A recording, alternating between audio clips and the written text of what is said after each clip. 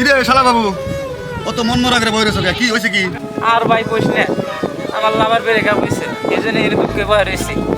আচ্ছা ভাই আমার একটা হেল্প করা হবেন? 10টা না 5টা না, তুমি একটা আমার হালা খালি কও না, তোমার জন্য আমি যা তা করা হারি।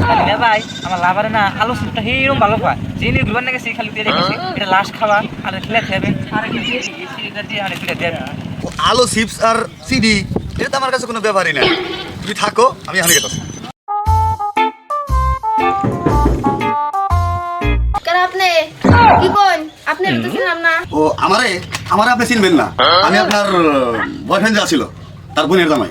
শুনলাম আপনার নাকি ব্রেকআপ হয়েছে। হ্যাঁ ব্রেকআপ হইছে, ওর আগে আপনি দালালি করবেন গেলাইছেন।